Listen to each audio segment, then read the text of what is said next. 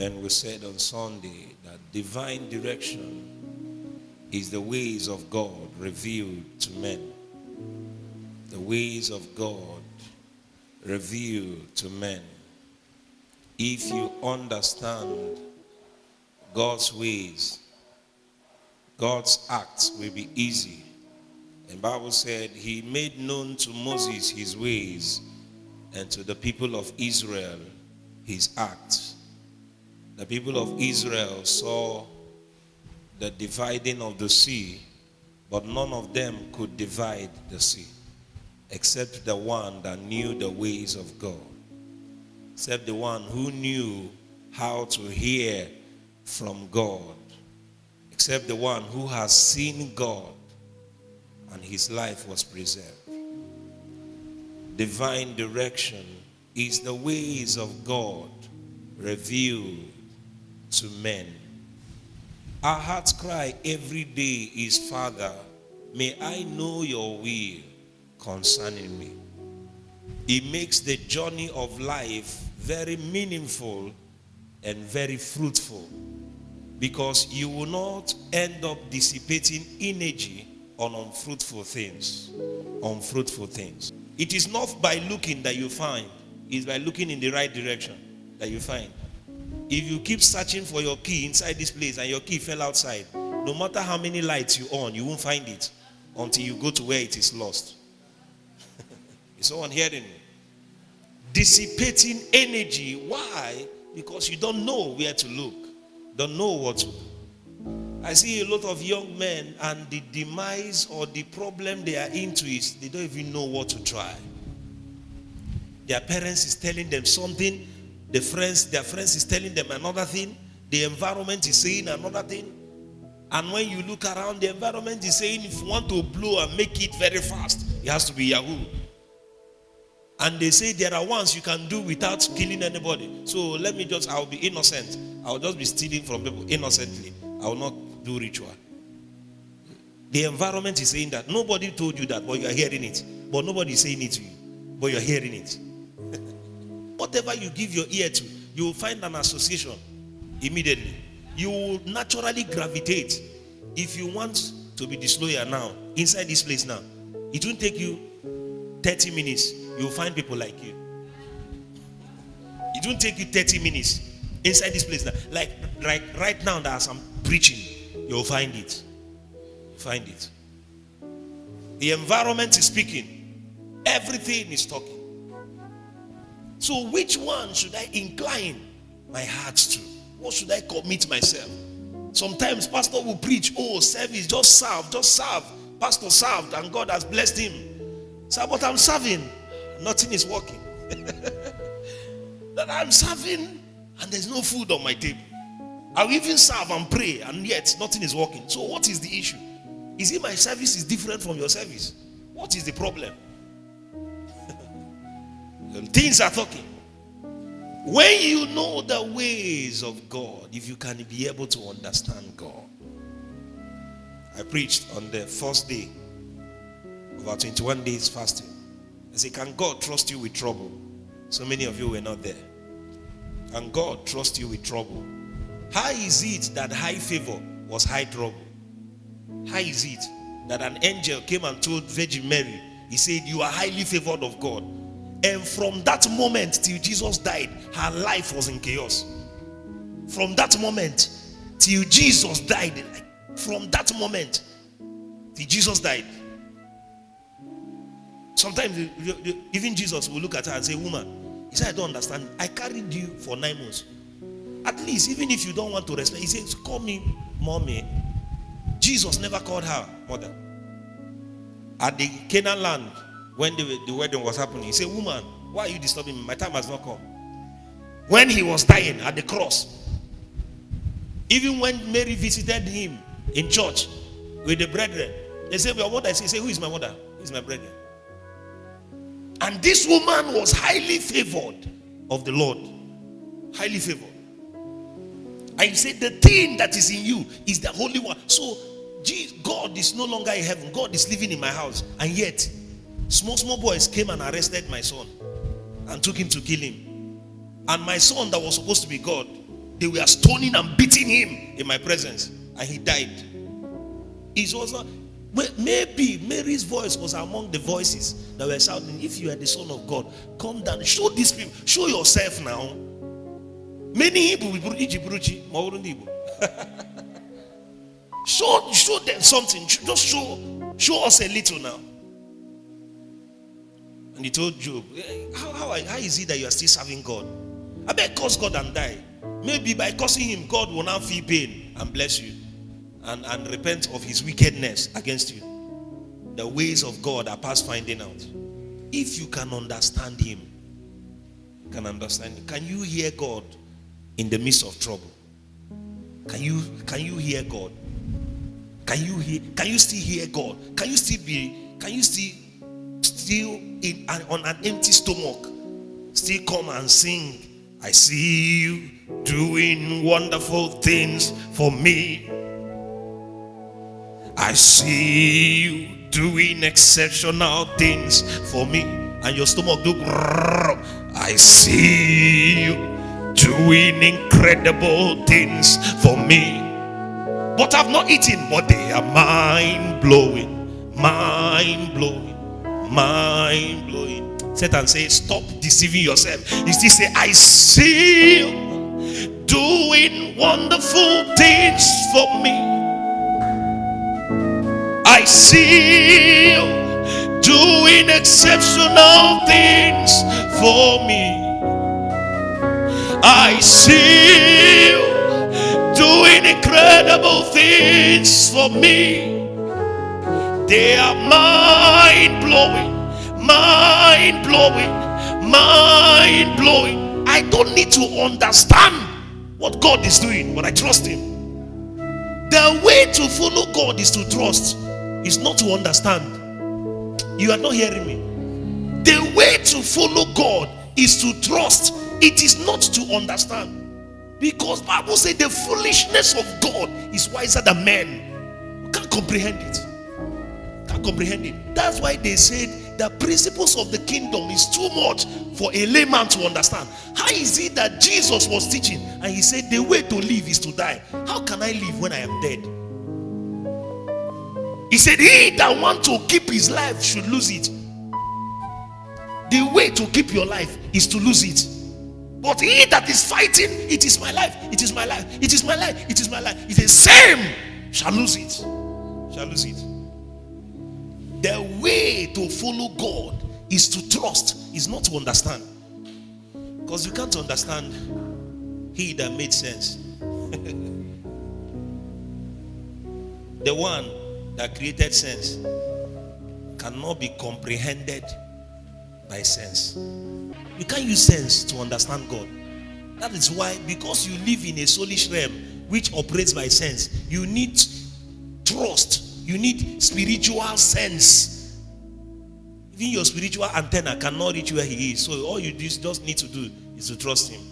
And Job said, though he slay me, yet will I trust him. Though he slay me, yet will I trust him. You know why you need this gospel? Because you are young. And a whole lot of things is laying demand on your attention. The reason why Satan is fighting the church is not for the old people. The old people, you can't stop them from giving tithe. You can't stop them from praying. Your mama talk anything. Wait till they know. At night they wake up and say, God, see my daughter. See my daughter. Please. Is a unical. I don't know what is happening. Please protect her. There is nothing else they know. There's nothing else they know. But you, Satan wants to take her. Forget that thing. Forget that thing. Just okay. Satan is interested in the young people who are gullible. Gullible. When you were young, you go to church. What do?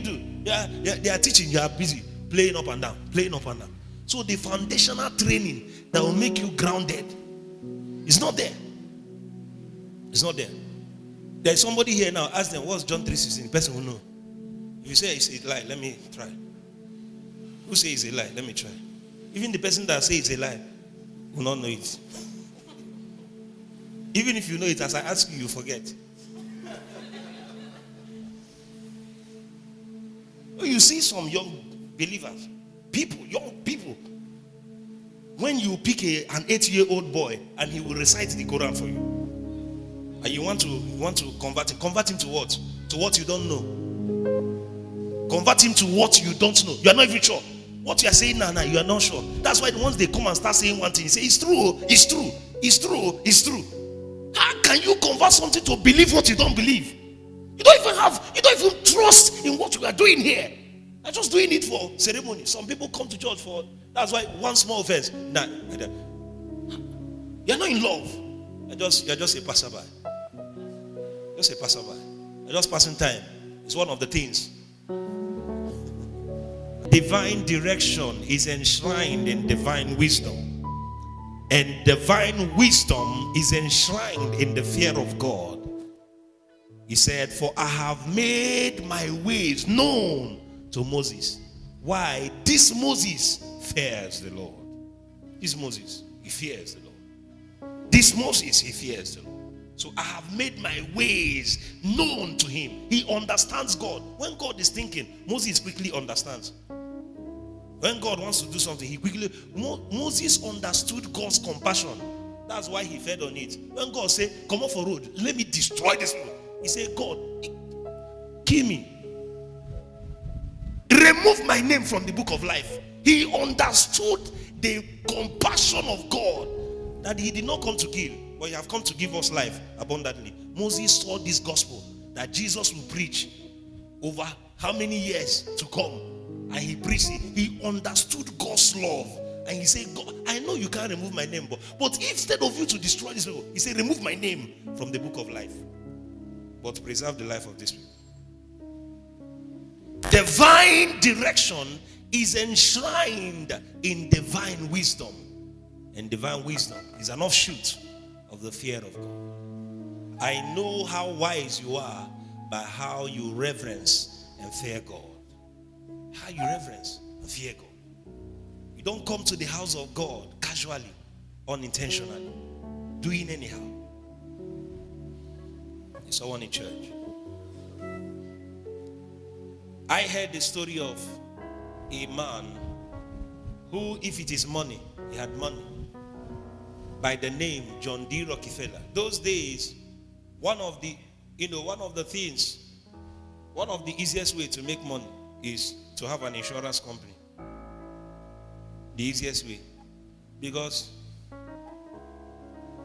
sometimes some people can use their gadgets for God knows how long, and it will even spoil.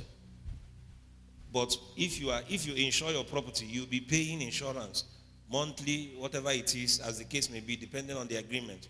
You'll be making payments. So when the engineer that built Titanic, you heard the story of Titanic, finished building it, they called John D. Rockefeller to insure Titanic.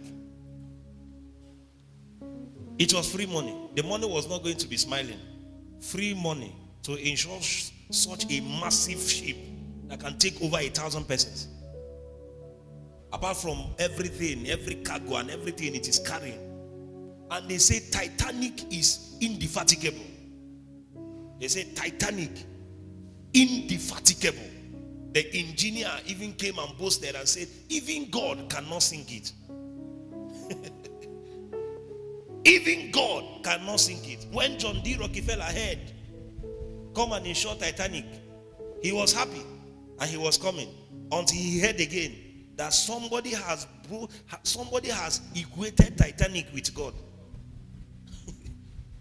Somebody has put a warfare with something against God. He withdrew. Free money. It will ensure it is not that he should come and pay any money. He should just put in his name, if anything happened to Titanic, I will bear the loss.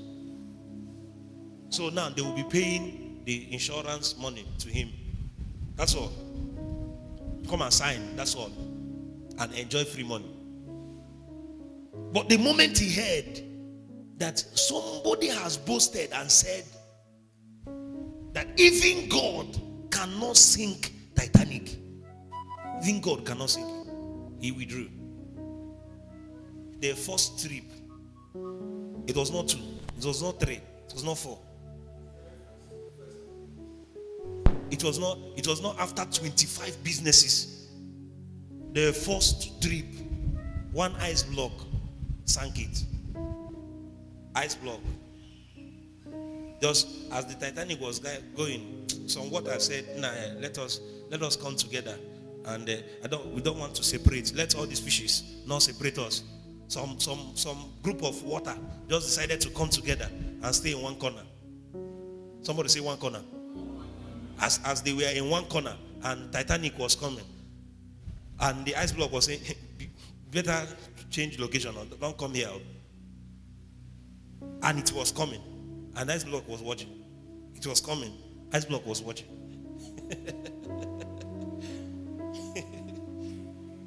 You know, it was one angel that stood in one place and killed over 70,000 men. One angel.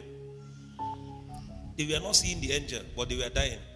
The angel stood in one place and was slaying. An angel slew 70,000 men in just a blinking of an eye. And somebody is saying, God.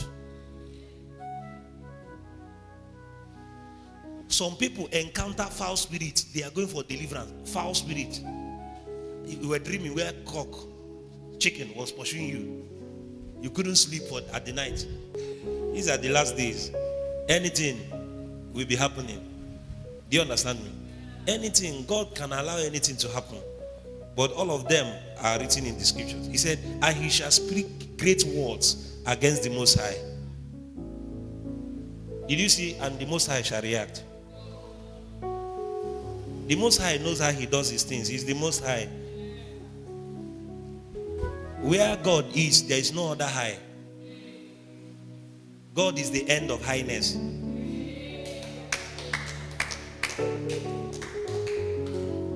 Thank you. God is the end of highness. Whenever you reach where God is, there is no other. Like this place is the most high in this room. Are you following me? There is no other high. In fact, this place is not even the most high. The zinc, there. Because if you can bypass this one and enter inside, we are not seeing the person, but somebody is inside doing some things. In fact, the person inside can make us, all of us, everywhere will be dark. You just go and disconnect some wire, plug out some wire. Everybody's running out. They will run to Jen house and run everywhere. Just the person is not the most high. It's somewhere in between the high and the most high. And he can distort every activity that is happening here and cut off everywhere, chop everywhere. And we are running around. What's happening? That's the position Satan is. The prince of the power of the air. He's in between heaven and earth. He's nowhere. He's just moving to and fro. He doesn't have a home. That's why you shouldn't take him for granted. Bible says Daniel prayed. The prince of the air, prince of Persia. The prince of Persia held the angel that was coming to deliver his answer. Held an angel and held him for 21 days. I could imagine what the angel was saying. I could imagine. But that prince was higher in ranking than that angel that was released. Bible said until Michael, the archangel, was sent. On his arrival, the prince understood that things are not the same. Levels don't change now. You know, things are getting better. Complete the rest. He said, so you are not bothered with what? Don't be bothered with these things. Don't be bothered. These things are according to everything Daniel said, apart from his kingdom dealings. They are prophecies God revealed to him. That's why you can match word to word everything that happened in Daniel in Revelation. You can match it. You can match it. So according to the timeline which is in our time, you will see a whole lot of people say a lot of things against the Most High. The Most High won't do anything. He said, if you read from 20, you discover that he was, if you read it in Revelation, he said authority was given to him, the beast, to come and say words against the Most High. He was, because the power Satan has, he received. Satan cannot create any power. He doesn't have that creative power to create anything. He doesn't have it. The one he has is the one the Most High left for him. Because the Most High is not bereft of power to start collecting what he gave you. That's why he said the gift of God is without repentance. So you know how to sing. Even if you fall away now, like Beyonce, you'll still be singing in the world, and your song will sell, and you still be doing very well. That's why you'll be carnally minded to think that when a brother leave church and go and buy car and go and buy land, that they say when you leave church your life will now start doing well. Satan will prosper you very fast so that he will wear out the sense of the Most High. He will help you. He will help your ministry. Did he not tell Jesus? He said, if you bow before me, I will give you the glory. He said, you know what's glory? Wealth. He said, everything you are seeing, I will give it to you. I'll give it to you. Suddenly, things will start navigating. Kings will start coming to bow before Jesus. Suddenly. And you will be in majesty and be, wow, wow, wow. Everything will be doing so fine. Doing so fine. I love my pastor. He told me, don't be deceived. He said, whether a pastor is doing well or not doing well, the measurement of doing well is how many spiritual sons have you raised? How many disciples have you raised? It's not the number of cars you have or the number of houses you built. It's not in material possessions. Because some people used to measure man of God, great man of God, by the number of cars you have. It's not. Though men will navigate towards those things, but God is asking, how many sons and disciples have you raised? Pastor Peter Bright said, if you raise disciples, disciples is what we need. The moment you become a disciple, there are certain instructions you won't need to take to do some things. You won't need anybody to say, we want to honor somebody. Let's bring 1,000. And somebody is frowning their face. And some people are not here now because they've not paid their 2,000 or their 1,000. They are not yet a disciple. He said, and he shall speak great words against the Most High. Against the Most High. To the end, and shall wear out the sense of the Most High. That's just what I want to bring out from there. So don't be disturbed or perturbed with people. Somebody say, when you know this scripture, when you see things happening, it doesn't move you. But you see, when you are not grounded, you don't know this. When you see it on Facebook, it confuses you. Say, so this person said this kind of thing. So what did they now say that happened to Titanic? Maybe it was just, Titanic was just made to fall. If you know the investment in Titanic to build it, you will know that it was not just a mere accident. How many sheep have you heard that collapsed since they born you? How many sheep have you heard? Sheep is the safest means of transportation. Safer than air transport. Safer than air. Praise God.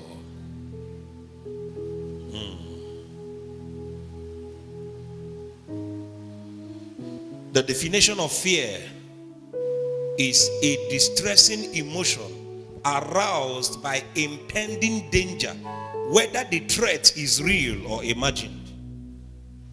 He said divine wisdom is an offshoot of the fear of God. The fear of God. And some people can tend to define the fear of God by, I've heard, it's not that it's wrong. There is reverential fear. But the fear we are talking about here is literal fear, to be afraid. When you hear God, you should be afraid. The kind of fear my son has when they say, Dad is coming. That's the kind of fear. That's the truth. And does that mean he doesn't? He comes, we play, but say, Esme, that fear of my daddy's stay one place is not the same as my mommy's own. It's what you need. You need it perpetually. Even when you become a great man of God. Even when you think you are now one of the sponsors of the church. Some people, the moment they rise and think they are now giving 5,000, 20,000, 100,000, that thing you are giving is not money. Number one is that thing you are giving is not money. There are people that drop 1 billion and they are crying and say, thank God that I am counted worthy to be able to give this to the work of the ministry. About 2, 3, 4 years ago, he said the highest partner in the year in Christ Embassy, a lady, gave over 1 billion naira, and they called her out and she was wailing and crying and said for over 9 years she has been in partnership. Her sole desire is that one day she will beat to be the highest partner in the year. What we call JIC here. He said it has been her sole desire that every year she strives, and certain years he will come to 200 million, certain years he will come to 500 million. But this time he pressed, and in a year he gave over 1 billion in partnership. Not his tithe, not his offering, partnership for the work to spread. So it's a privilege to give to God. It's a privilege. It's a privilege to give to God. Anything you throw in God is looking as if, my dear, don't be deceived. If this was the last thing you have and use it and plant, won't you be hungry? You'll be hungry, my friend. Don't be deceived. And the prophets are all wrong doctrines and wrong teachings, deceiving people everywhere. If this is your all and you carry it and put it in the ground as a seed, you'll be hungry. You'll be hungry. Yes, you'll be hungry. I'm telling you now that you'll be hungry. But it's for a season. So a season. By the time you'll be harvesting, those that didn't plant will come and be begging you. But remember that life is perpetually seed time and harvest. By the time you've harvested, there are seeds in your harvest that you need to plant for the next harvest season. So if you want to perpetually be in harvest, perpetually be a seed planter. Perpetually. If you want to be a perpetual harvester, be a perpetual seed planter at every opportunity you see and have. Don't be deceived. When you cast it, you'll be hungry. But it's for a season. It's for a season. Fear is that feeling of danger. It's a feeling of if I step, you want to cross and enter some place. They say, if you move, I shoot. If you move, I shoot. Adrenaline will rush into your blood, and you are. Should I fight or should I run? Should I fight or should I stay? What should I do now? Adrenaline will rush into your blood. That feeling of danger, we have lost it. We have lost it. We have lost it. We have lost it. That's why some people will gather. I feed you every day, give you communion every day, and you gather in your room and be talking about me. Be talking about me. You are seeing great. You see that guy, that young guy. Now that guy is sharp. In your head, I'm sharp. What you seen happening in my life, you think is sharpness. It's not sharpness. And there's a place we are going. You gather in your room. Gather in your room. You are talking against. Say, leave the servant of God to God. Leave the servant to his master. If I be wrong, my master knows how to treat my fuck up. God showed the people of Israel that I flogged Aaron and Miriam because they talked against Moses. Does not mean that if Moses fuck up, I won't treat him. Nobody is beyond God. He is the Most High. He's the echelon. He's at the upper echelon of highness. Are you hearing me? Beyond, there's no beyond him. There is no beyond him. In fact, he is not among other gods. Among other gods. He is not among other gods. He's not among. Is someone hearing me? He is God by himself. He's just God by himself. In his territory, none dwells. Where he is, there is no competition. You can't compete it. That's why when he said, Satan said, I want to pick a fight with the Most High. He never fought with the Most High. He fought with angels. He fought with people at his level. Because he can't even see the Most High. Satan has never seen the Most High. He doesn't know where the Most High is. Don't want to go there.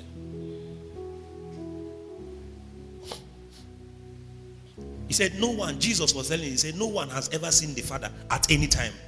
Jesus, the express image of the Father, came from the Father. He said, no one has seen God at any time. No one. Jesus was talking. You can't fight what you are not seeing. You can't. That's why when people threaten you with charm and nonsense, the last thing you should do is to be disturbed about it. My pastor told me, when some people want to pick fight with you and they say, come to the ring, let's fight, come to the ring, and they enter the ring and they are jumping, let's fight, and you are not there, what would they do? You did not hear me. They enter the ring waiting to fight. I'm going to show you today. I'm going to deal with you today. And they did that for 7 days, 2 months, 2 years, and you are not there.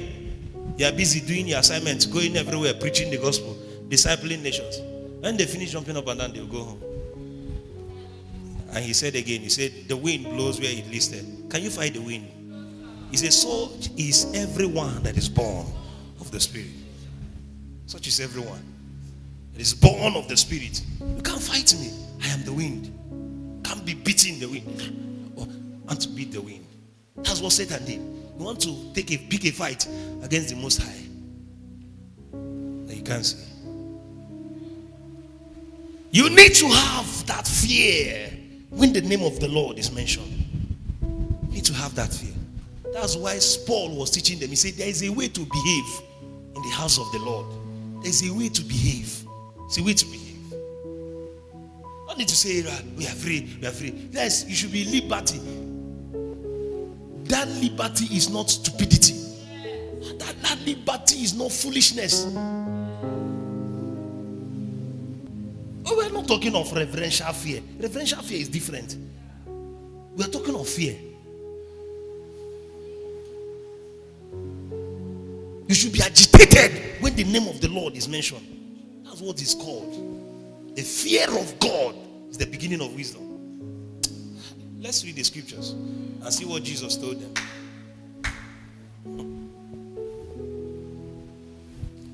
Luke 12 verse 4.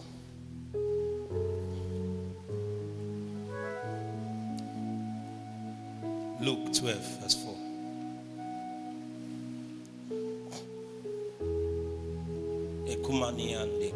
He said, and I say unto you, my friends, Jesus, you know, when you want to say some certain things, maybe you just need to bring down your tone so that some people will understand it.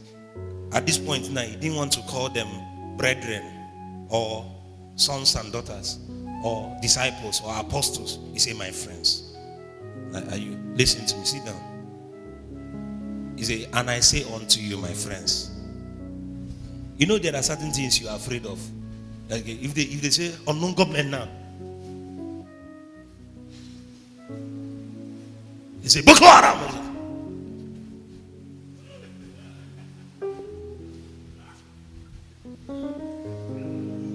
You stay here now, you start receiving alert, debit alert, somebody is withdrawing from your account. There is nothing I'm saying you will hear.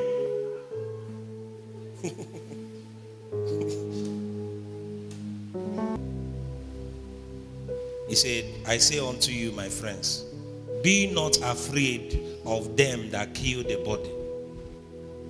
He said, but you see that.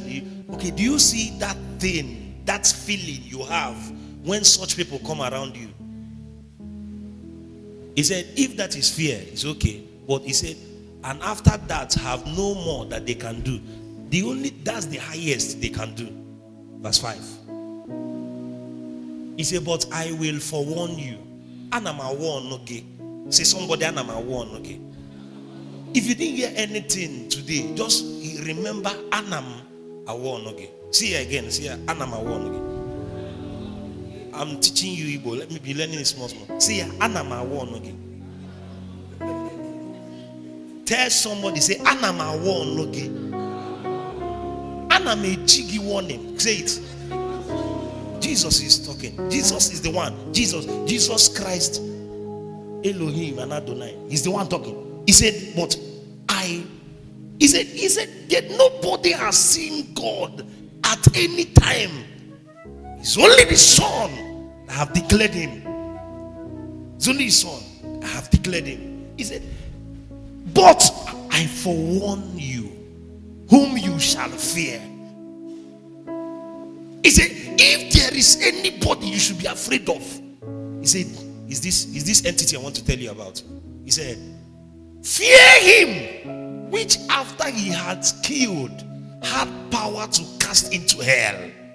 Yea, asking ye again, fear him. Fear him. Fear God. When you see some of your friends saying some nasty things, just fear God. Just then, when God's power starts misbehaving, just then, fear God's power. Fear God. I don't have power to beat you. Even if I beat you, that's the highest I can do. But fear God. Fear God. To watching again. I'm enjoying Igbo language these days. Who again is enjoying it with me? Are you enjoying it? Say to watching again. The way you are saying it before, there's no for here. Jesus was very mean. He was very serious. He said, but I will forewarn you, O Nigatwegu, whom you shall fear. Whom you shall fear. I forewarn you. See, Anama warn, okay. Say it again, say it. Tell time. The way you are looking at me. He said, fear him. Fear him. Fear him. Fear him. Do you know one of the things God loved about David? David was a man of so many weaknesses. So much. So much. David was not a perfect man. David was not. But the difference between him and Saul was the fear of God. The fear of God. Can you imagine? Samuel the prophet, Samuel arrived and told Saul what he did. And the next thing he could do was to start giving him reasons why he did it. He said, God told me. He said, what is the sound of the things I'm hearing? He said, I brought it to sacrifice unto God. Can you imagine? You have to wait now. So in your mind, when you were thinking what you were thinking, God did not see you. So in your mind, those excuses you are bringing, so you have so much come to a point where you think that God does not see your thoughts. Think David just made a careless mistake. He just saw somebody, he lost it and fell into temptation. It was not a pre-planned sin. Do you understand what I'm saying? David's sin was not a pre-planned sin. In fact, when Uzziah came back and he said, oh yeah, go home, go and be with your wife, go and be with your wife. He didn't have any intention of doing him evil. He didn't have it. But these days, you see, brethren will sit down and plan the evil, fix the date that the girl will come, go to the hotel, pay, say arrive. When you reach, ask them room 202. And later you say you didn't know how it happened. It was the work of the devil. Didn't know how it happened. The difference. Samuel came to Saul and he said, I was thinking if I was the next time he made the sacrifice. What have you done? Why did he said it was the people? No, it's not me. If it was left for me, I would have feared God. I would not have done it. But it was the people that made me. So God, leave me, go and kill all the people. Now then make me to do it. The Bible said when Nathan came to David, said there's a man. He said that person needs to be killed. He said you are the one. David went on the floor.